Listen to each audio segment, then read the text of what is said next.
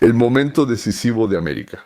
En realidad ya no hay camino de regreso, ya pasamos la crisis y no morimos. Bueno, pues gracias por eso, por cierto. Y ahora viene una recuperación larga, complicada y dolorosa, pero al fin y al cabo ya es recuperación. Nunca antes en la historia de Estados Unidos un ministro del Interior o cualquier otro ministro habría hablado así de un gobernador de uno de los estados directamente en una reunión del gabinete de ministros. No sé, ese gobernador loco, ¿es un completo idiota o hizo todo esto a propósito? Y el presidente habría respondido que él es a la vez un inútil y un ladrón. Es una lástima. El Estado es maravilloso y la gente da lástima. Y todo esto no pasa en la tranquilidad de las oficinas con puertas cerradas. Bueno, está claro que ahí dicen lo que quieren, ¿verdad? Sino en una sesión abierta, en una discusión con periodistas que llenaron la sala. No hablaban simplemente de algún administrador al azar de algún estado cualquiera, sino de una persona que uno de los dos principales partidos de nuestro país, Estados Unidos, acaba de postularlo como candidato a la vicepresidencia de Estados Unidos. El vicepresidente de Estados Unidos está a un suspiro de distancia y se convirtió en presidente, para que quede claro. Estamos hablando del gobernador de Minnesota, Tim Walz.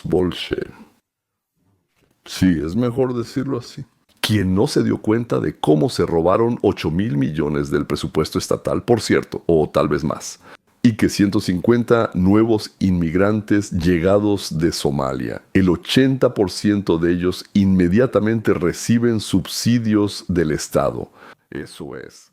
Además, resulta que más de la mitad, como se descubrió ahora después de una revisión, de esos 150,000 obtuvieron el estatus con documentos falsos. La primera revisión demostró que el Estado realmente no revisó nada. ¿Quién es él y quién eres tú? Bueno, ¿y cómo fue posible, por cierto, que lo llevaran a ser gobernador? Es un tipo lindo, algo tontito y muy simpático, tal vez por eso. Sí, bueno, no está muy claro si es un idiota, un ladrón o un enemigo. Está bien, cuando el líder del Estado puede ser un demente.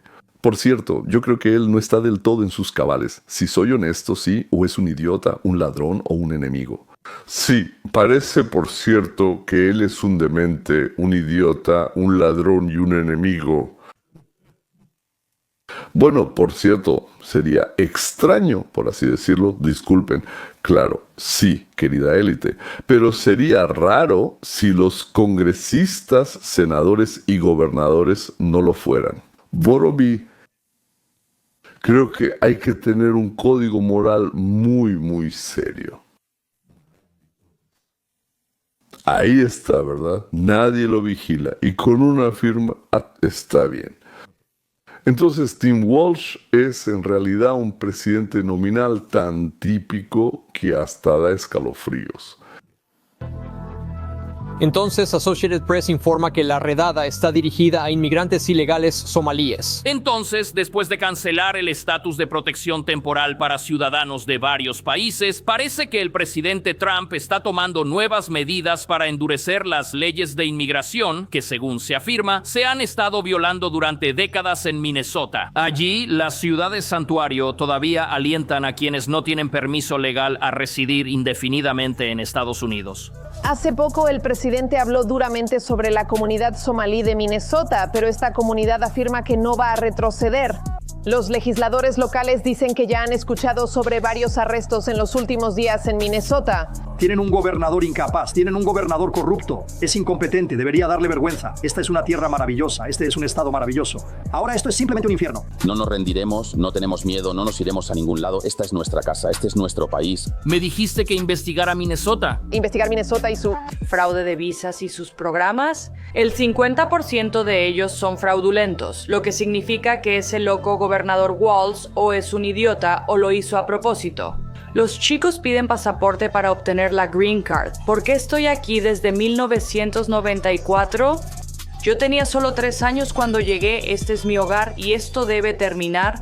Debemos reconstruir el país, ¿sabes? ¿El país está al borde? Puede empeorar, estamos al límite. El estado de Minnesota informó que ninguna ley, y tampoco violé ninguna siendo recién llegado, que el 95% de los somalíes, como nos dijeron, son ciudadanos estadounidenses y por lo tanto obtuvieron su estatus legalmente sin violar ninguna regla. Dejando las leyes de lado, el robo, ¿qué se puede hacer? Individuos malos aislados que se pueden encontrar en la misma cantidad en cualquier grupo de la población. ¿Eso es verdad? Lo único es que ahí el 80% de esas personas reciben ayuda del gobierno, llegaron aquí y firmaron que no iban a pedir ayuda del gobierno. Si es así, es porque están tan nerviosos. Si todo está bien, todo está en orden y todo es legal.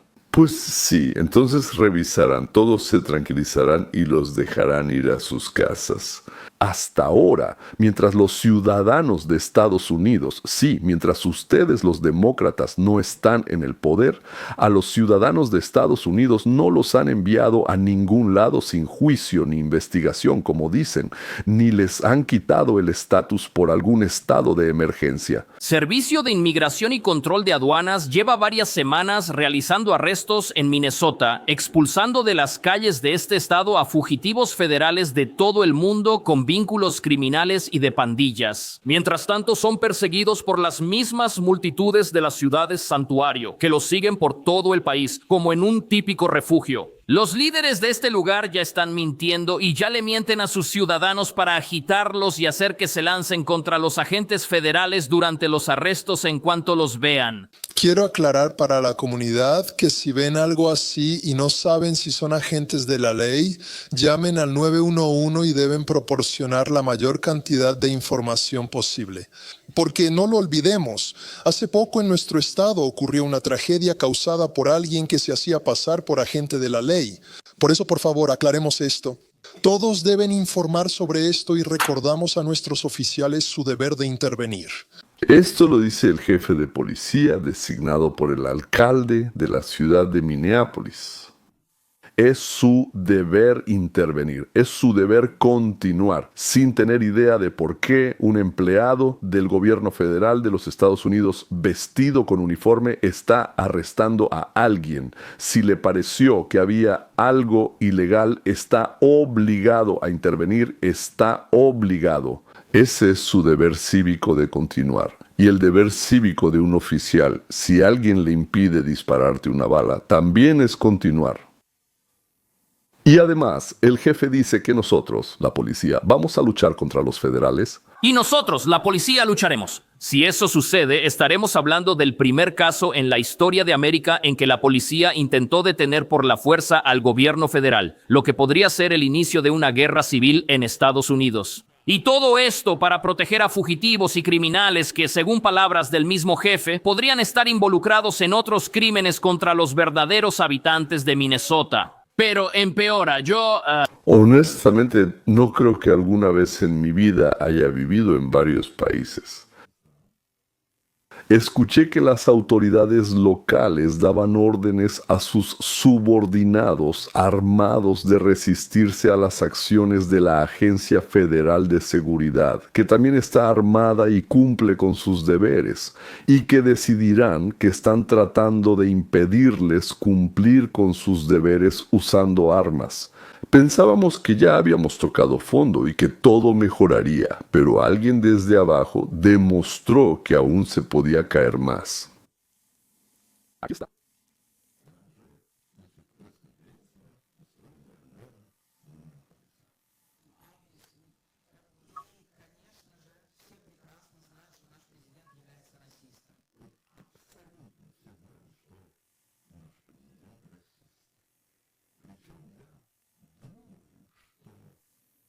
Esto es porque Él no soporta a los ladrones, estafadores y a quienes violan nuestras leyes y quiere, ¡qué horror!, quiere expulsar a esos desgraciados de nuestro país.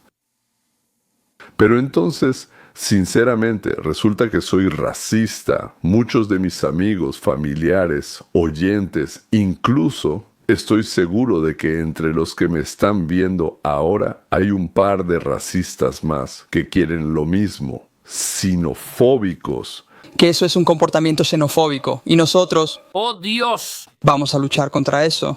Estados Unidos tiene una rica historia de luchar y detener a personas como estas, que siguen dividiendo a la gente. Todos saben que el presidente es racista. ¡Qué declaración tan absurda! Es una afirmación tan tendenciosa y una calumnia repugnante que, como todos sabemos, no es verdad. Y eso no va a funcionar porque la legislación migratoria está por encima de todo lo que acaba de mencionar esa persona. La ley no considera el origen de una persona si está legalmente en el país. Si es así, Servicio de Inmigración y Control de Aduanas no puede hacer nada. Opositores a esta operación aseguran que el 95% de quienes viven aquí no deben preocuparse, pues ya son ciudadanos estadounidenses. Aparentemente esto no afecta a nadie. ¿Por qué la gente está tan indignada y se agita a las masas diciendo que el mal se acerca a su vecindario? En realidad, si esto está sucediendo, si esta terrible operación está a punto de ocurrir y todos están en peligro, entonces lo que van a ver ahora no debería haber pasado en absoluto. ¿De qué se trataba?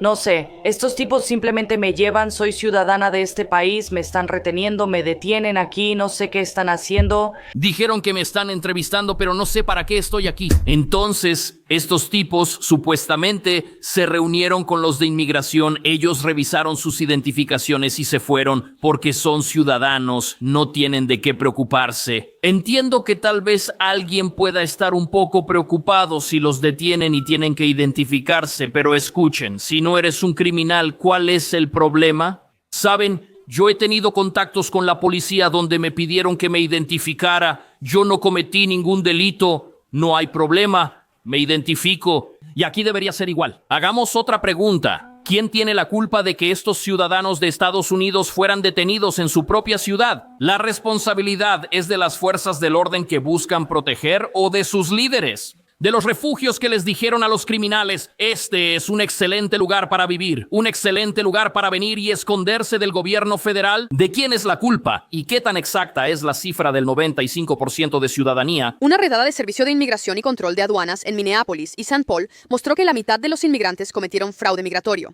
Como ya hemos hablado, el 50% de los somalíes en el estado de Minnesota entraron ilegalmente a Estados Unidos y el 80% de todos los inmigrantes somalíes se convirtieron inmediatamente en una carga para nosotros. Mientras que muchos de estos mismos somalíes llevaron a cabo el mayor fraude financiero contra las agencias sociales en la historia de Estados Unidos. Bueno, los agentes federales no tienen absolutamente nada que hacer en Minnesota, ¿verdad? No, nada, es una total pérdida de tiempo. El 50% de los inmigrantes cometieron fraude migratorio en Minneapolis.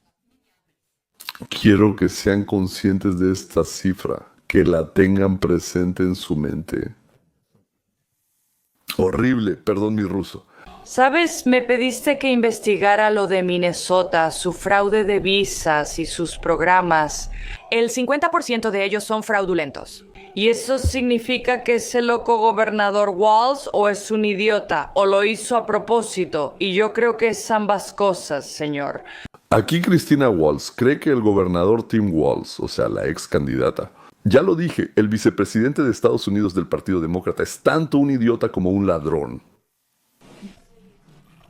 Llevó ilegalmente personas que no debían estar aquí. Decían que no eran quienes realmente eran, decían que estaban casados con sus hermanos o con alguien más. Solicitudes de visa fraudulentas se registraban en programas gubernamentales. Le quitaron cientos de miles de millones a los contribuyentes y vamos a eliminarlos y recuperar el dinero. Y el próximo año nos aseguraremos de poner en puestos de liderazgo en este país solo a quienes aman a este país. Y yo pienso que Tim Uberem ama a este país. ¿Dónde más podría él tan fácilmente robar tanto? En otros lugares eso es más difícil y las cantidades serían mucho menores. Creo que entonces, por supuesto, Tim Walz ama, incluso adora a Estados Unidos. Bueno, aunque sea solo por esto. Es válida la defensa de quienes están ilegalmente en el país, ya que los beneficios del gobierno local son limitados. El dinero no crece en los árboles, y eso significa que hay menos recursos para quienes no son delincuentes. Pero además de eso, el fraude en Minnesota al parecer empeora significativamente porque está bajo la supervisión del gobernador. Un esquema de miles de millones permitió que fondos destinados a niños necesitados, personas hambrientas y otros programas de ayuda fueran dirigidos a grupos que luego sacaron ese dinero del país sin aportar ningún beneficio. ¡Puf! El dinero se esfumó y eran $1,000 millones. En total, ya se han descubierto muchas más falsificaciones y robos, alrededor de 8,000 millones. Como dije, me pregunto si Tim amará al país estando en la cárcel, o si lo amará menos cuando esté en prisión. En la política de Minnesota ocurrió algo absolutamente colosal y esto está a punto de sacudir a todo el país. Su gobernador actual, que busca un tercer mandato, se vio envuelto en un escándalo de fraude tan impactante que los fiscales federales lo llaman la mayor estafa pandémica en la historia de Estados Unidos. Aquí está Tim Walsh Arlequino, quien no se sabe cómo terminó en la política. Tim Walsh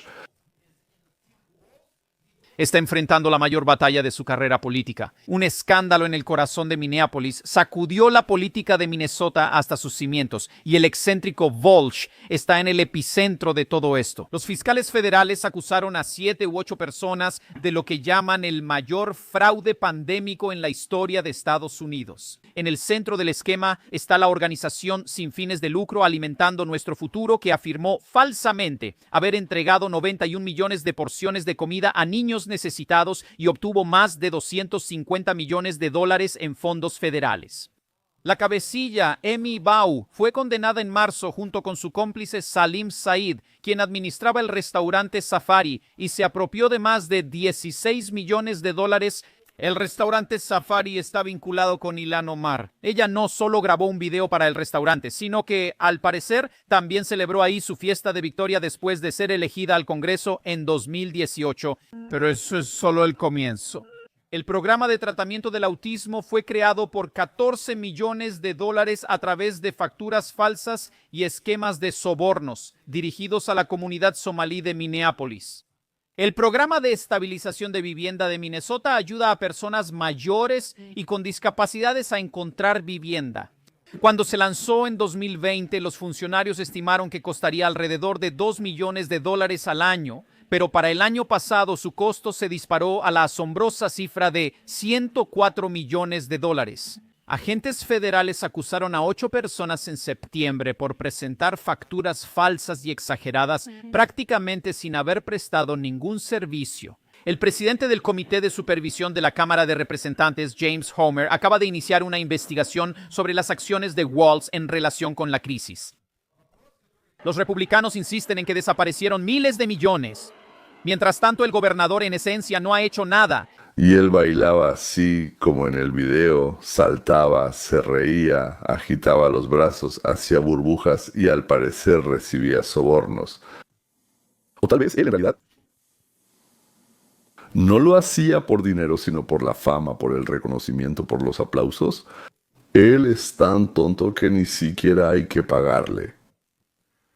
Tim insiste, no sabía nada. 400 veces sus empleados acudieron a él con quejas sobre robos y con documentos sobre corrupción. ¿Y Tim qué? Bueno, en primer lugar, claro, tal vez se le olvidó, ya sabes que es un tonto, ¿no? Pero Tim de verdad parece que protegía a los bandidos, o sea, trabajaba como su protector.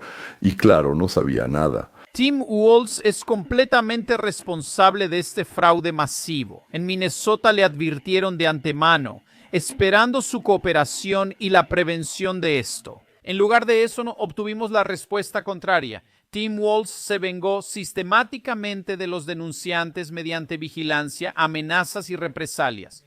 Y en el mensaje se describía más adelante un sistema corrupto, donde los directivos designados por Walz ignoraban intencionalmente las leyes y reglas para ocultar los reportes de fraude, incluso amenazando a las familias de estos denunciantes que se atrevieron a hablar no solo lo encubría. Él perseguía a quienes intentaban detener a los ladrones. Tanto así que atima, sin temor a represalias legales. Lo mencionan en la televisión y en los podcasts. Así es. Ese inepto y corrupto imbécil de la mansión del gobernador de Minnesota. El incompetente idiota de Minnesota. Y nadie pensará en responsabilizar al comentarista. Intenta contradecirlo o intenta probarlo en la corte. ¿Él es un líder competente y razonable? Eso lo valoramos, debo decir.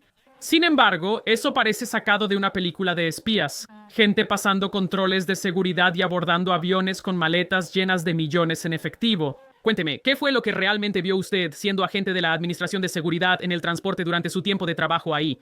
La verdad, vi muchas cosas, pero lo más impactante fue precisamente eso. Vi maletas llenas de millones de dólares en efectivo.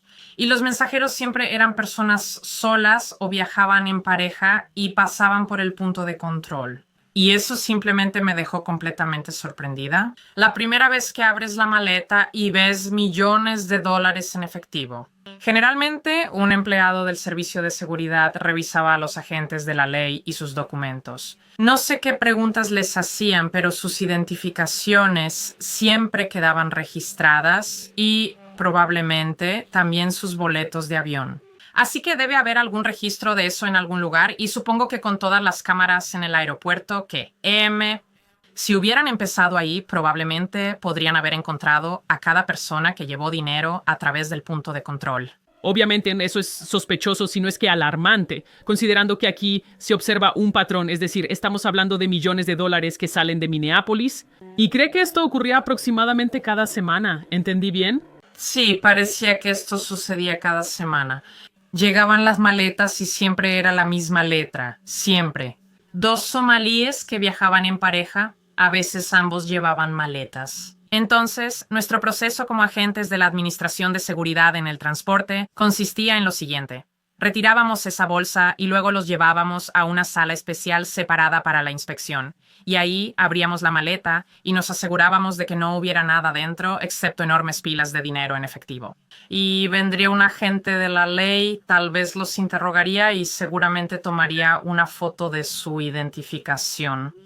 Y supongo que también su boleto de avión, no estoy segura, así que queda un registro, pero de todos modos, eso debe estar documentado en algún lugar y todas las cámaras en el aeropuerto. Creo que si quieren encontrar todo ese dinero, deberían empezar por el aeropuerto. Una vez a la semana, o incluso más seguido, pasan por el control en el aeropuerto. La frontera, ahí, ¿cómo se llama? 2 somalíes solían pasar, normalmente con una y a veces con 2 maletas llenas de efectivo. Una maleta del tamaño que nos mostraron, llena de billetes de $100, podía contener 20 millones de dólares. Una no era suficiente y por eso los somalíes llevaban 2 maletas así. Bueno, no sabemos si estaban completamente llenas o no, pero una no era suficiente. Los somalíes tenían todos los documentos y certificados necesarios para sacar esas sumas. ¿Se imaginan qué certificados y de quién hay que obtener para sacar 1 millón, medio millón, 20 millones? Es una locura, simplemente sí. Nadie, excepto los niveles más altos del gobierno, ya sea federal o estatal, el Estado es como un país aparte, sí, podía dar ese permiso, que funcionaba cada vez que ellos transportaban ese efectivo a través de la frontera. Cuando Liz Jackson trabajaba en el aeropuerto de Minneapolis, ella estuvo ahí, según dice, durante 4 años. Bueno, ahí 4 años, esos son 232 semanas. Digamos, 20 millones cada semana, esos son 4,000 millones, esos son 4,000 millones. Incluso, aunque tal vez por aquí o por allá se les haya pasado alguna semana.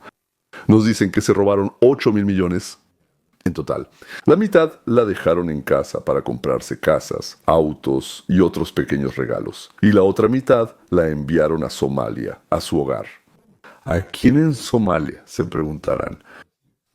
Parece que al departamento somalí de Al-Qaeda, que se llama Ash-Shabaab, que en Estados Unidos está oficialmente reconocido como una organización terrorista especializada en el asesinato de ciudadanos estadounidenses. Desde rastóyalas. Es como un bonito ciclo de dinero. Bueno, no se puede decir que sea en la naturaleza, ¿verdad? En el planeta, los contribuyentes estadounidenses lo pagan. Gracias, aquí están Bolshoi y Ilhan Omar. Sus propios, entonces, intentos contra ellos mismos, contra sí mismos, el asesinato de sí mismos. Obama-Biden organizó un sistema maravilloso. Y entonces Tim Walsh también participó un poco en esto. Hay una gran cantidad de pruebas de que Ilhan Omar estuvo involucrada en esto. Ya hay suficientes pruebas de que Tim Walsh estuvo involucrado en esto. Y el fiscal general, la persona responsable de la ley en Minnesota, Keith Ellison. Pero pasemos a algo de información y a algunas de las formas en que lavaban ese dinero y luego lo enviaban de regreso a Somalia. Esto es del New York Post. Ilhan Omar organizaba fiestas en uno de los principales restaurantes implicados en el fraude, conocía a uno de los dueños ya condenado y uno de sus empleados también fue sentenciado por robar millones. Omar presentó un proyecto de ley que llevó al fraude de 250 millones, pero afirma que no sabía nada. Ilhan Omar declaró su patrimonio antes de llegar al Congreso en $65,000. Permítanme aclarar. Al llegar al Congreso, su patrimonio era de $65,000, según él mismo. Ahora escuchen esto del New York Post. La representante Ilhan Omar declaró un patrimonio neto de hasta $30 millones en su informe financiero más reciente, presentado pocos meses después de que el Congreso. Ilhan Omar rechazó la afirmación de que es millonaria, calificándola de absurda y completamente falsa. Por supuesto, Ilhan Omar inventó toda una historia sobre cómo ganaron $30 millones en 5 años. Por cierto, $30 millones en 5 años tampoco está nada mal. Son 6 millones al año. Ella miente sobre esos 5 años, pero no importa. Alguien invirtió dinero en 2 negocios del esposo de ella y luego parece que se olvidó de ese dinero. Simplemente lo olvidó, como si fuera una cantidad pequeña. Desapareció, ni siquiera dejó un número de teléfono o algo para contactarlo, así que el dinero se quedó ahí. Claro, estoy bromeando, pero la historia real en realidad es igual de fantástica, solo que un poco más enredada. Entonces alguien vino e invirtió en la firma de inversiones del esposo de ella, quien nunca se había dedicado a las inversiones. Entonces, si eso es la ganancia de la empresa, aquí hay 30 millones, jajajaja. Bueno, 30 millones de ganancias significa que los ganaron, ¿verdad? Sí, disculpen, otra vez estoy siendo redundante, pero ahora van a entender a qué me refiero. Entonces, ellos ganaron. No es que les dieron 30 millones, ellos ganaron 30 millones. Digamos, el corredor, el inversionista recibe ahí, bueno, de 2 a 20%, si una cantidad loca, digamos, recibe el 20% de las ganancias. Entonces, ¿qué son? 30 millones. Si eso es el 20%, entonces toda la ganancia es de 150 millones. Claro, 20% son 30 millones, el 100% equivale a 150 millones para ganar. 150 millones, eso sería la ganancia total entre el inversionista y el corredor, no el flujo. Los fondos de cobertura suelen generar entre 6 y 10% anual si son buenos. Y, digamos, los esposos Omar tuvieron mucha suerte, fueron afortunados e hicieron un 10%. Entonces, 150 millones es el 10% de 1.500 millones. O sea, la historia que nos intentan contar es que alguien vino y le trajo 1.500 millones a personas o a una persona que nunca en su vida se había dedicado a nada. Nunca en su vida había hecho algo parecido. Le dieron 1.500 millones y le dijeron, pues simplemente como Hunter Biden, es exactamente la misma historia. Y también, creo que igual, también 1.500 millones de los chinos, sí. Entonces, 1.500 millones para invertir, él invirtió, ganó el 10% de eso, entonces tomó su comisión de corredor, o sea, ese porcentaje, y recibió $30 millones. ¿En cuánto tiempo? Preguntarán ustedes. Vamos a analizarlo para que quede claro. Entonces le dieron 1.500 millones de dólares y para ellos, por sus servicios, se quedaron con 20 millones. Es maravilloso para personas que nunca se habían dedicado a esto y cuando les trajeron 1.500 millones tenían 42 dólares en su cuenta bancaria. No escucharon mal, no son 42 millones ni 42,000, sino 42 dólares. La empresa se llama Roseley Capital y el 1 de enero de 2025 tenía en su cuenta 42 dólares con 44 centavos. El esposo llamado Tim tiene otras 2 empresas. Quizá el dinero estaba ahí y lo transfirieron de allá para acá. Sí, o sea, en una cuenta había 10 dólares y además él tenía otra empresa que se llamaba Compañía Vinícola y ahí había algo como Eastcree, ¿sí? Eastcree. 650 dólares no lo garantizo exactamente, tal vez con algunos centavos. Entonces nadie en la familia, ni de ella ni de él, se dedicaba a la vinicultura. Y tanto a esa compañía como a Tim se les presentó una demanda, por cierto, por fraude de parte de personas a las que les ofrecieron invertir en esa compañía.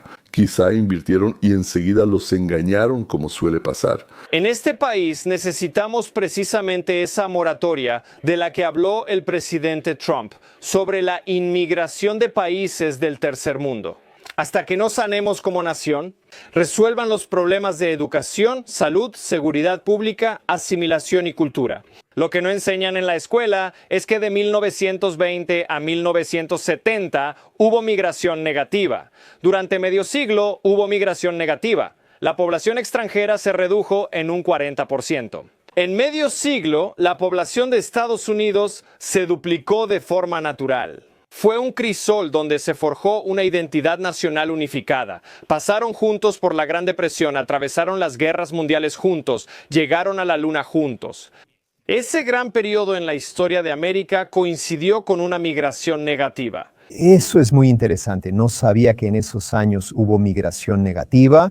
Pero incluso si dejamos eso de lado por un segundo, todo a lo que él se refiere, todos esos eventos que logramos juntos como país y a nadie le importaba eso. Era el chico que trabajaba en la Administración Nacional de Aeronáutica y del Espacio, un asiático negro, un judío blanco, un cristiano, un ateo o alguien más, mientras nos llevaban a la luna. La verdad, me da absolutamente igual si mis zapatos los hizo un italiano con un barítono impresionante o un filipino con una sola pierna.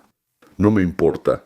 Mi cartero, si es judío de las montañas o homosexual, y en la escuela me da absolutamente igual si a mis nietos los enseña una japonesa mayor o un negro de 2 metros. Quiero calidad, comodidad y, si es posible, bueno, relativamente barato. Tal vez alguien prefiera lo contrario. Hay quienes les gusta lo caro. Cada quien quiere algo diferente, pero yo quiero que todos no nos odiemos entre nosotros. Nos alegraríamos por la victoria del equipo nacional de Estados Unidos y no por el de Somalia o, digamos, Ucrania. Sí, nos entristecería cuando un helicóptero con nuestros muchachos se cae y nos llamaríamos estadounidenses, no estadounidenses somalíes, no negros, franceses, bielorrusos o libaneses estadounidenses. Y entiendo que entre nosotros habrá personas tanto buenas como malas, amables o malvadas. Pero lo primero que nos une es un mismo pedazo de espacio. Por eso surgen preocupaciones comunes, desgracias comunes, problemas comunes. Y parece que cuando llegan millones de, digamos, vecinos, casi no tenemos nada en común con ellos. Ellos traen lo suyo, lo que viene de su país de origen, del país del que vinieron.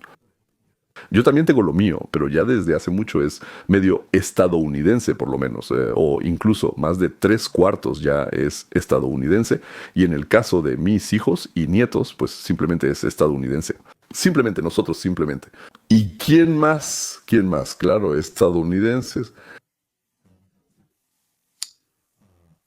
¿Dónde, por así decirlo, vive una enorme cantidad de somalíes en rusos, de ucranianos en latinos, además, por así decirlo, ahí los mexicanos por separado, otros por separado. Sí, eso lo tienen ellos. ¿Y quién más no lo tiene? Porque incluso para una manifestación les dicen que vengan con nuestras banderas y ellos llegan a la manifestación con banderas de México, hablan en español o en haitiano o en somalí y algunos en armenio. Por cierto, y después de años de paciencia, después de años de irritación acumulada, la población de Estados Unidos, más de 300 millones de personas, llegó al límite. Llegó un punto de quiebre. No los queremos aquí si no quieren vivir en nuestro país según nuestras leyes, con nuestra moral, a nuestra manera. Vinieron a nuestra casa, algunos pidieron quedarse, algunos engañaron, sí, y ahora nos odian, nos envidian, lo entiendo, pero también nos odian, que nos odien desde otro lugar, desde el extranjero. Ese lugar está al otro lado del océano, detrás de 7 montañas. Que se vayan y vivan en la cultura que les gusta, la que intentan traer aquí y reemplazar nuestra cultura por la suya. Por cierto, esto también tiene que ver con mis vecinos que hablan ruso, ucraniano y armenio. Si planean aprovecharse de nosotros, robar, estafar, engañar y cometer fraudes a los seguros, haciendo que suban las tarifas y paguemos más. Si van a vivir según las leyes del mundo que se vino abajo en su país porque ahí se comportaban así, entonces empaquen sus costumbres, ya sea en una maleta, en una bolsa o en una caja. Lárguense de aquí, váyanse. Porque a los mentirosos y descarados que vinieron aquí, no queremos que se nos suban al cuello. Nos han estado fastidiando todo este tiempo durante años. Y ahora, señores, reciban una citación judicial y un papel, y en el transcurso de una semana, por favor abandonen el país que decidieron exprimir, en ruso, en ucraniano, en moldavo, como dicen, que tengan buen viaje.